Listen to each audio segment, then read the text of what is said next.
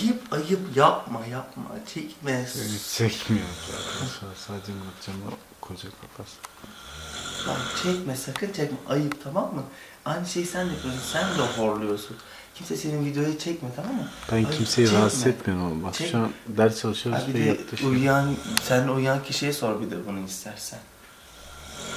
Uyuyan kişiye nasıl sorayım? Uyuyor uyandığın zaten. zaman sor bakayım Yunus, horladın mı, nasıldı diye. Horladın mı Yunus? Çok kötü horluyorsun, hiç uyutmuyorsun. Ağzına çorap tıkayasın geliyor. Muratcan'ın yanında sivrisinek kalıyor senin yanında. Anladın mı? Muratcan, senin gibi bir sporcu nasıl benim yanımda sivrisinek kalır ya? İşte elit sporcunun durumu farklı oluyor. Ha sen ne sporcusun? Ben elit sporcu değilim. Ben sadece geçmişte derece yaptım. Birçok spor alanında bulundum. Bir sporcuyum. En azından senin gibi gelip de böyle ortada bir takım sporcular arasında bulmadım kendimi. Ben o sporcuların arasında spor dalında ders olarak aralarında yani takıldığım insanlardan en iyi. Ah bir de konuşabilsen.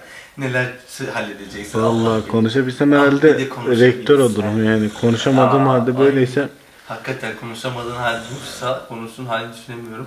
Bu arada niye bir tek beni çekiyorsun? Ne yapayım yani? Bence kendini çekmen gerekiyor biraz.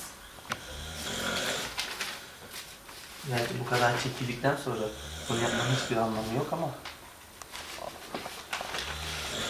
Niye gerizekalı ya?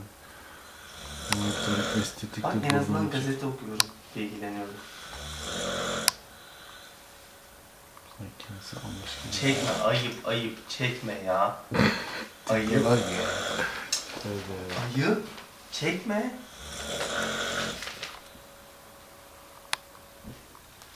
Çekme.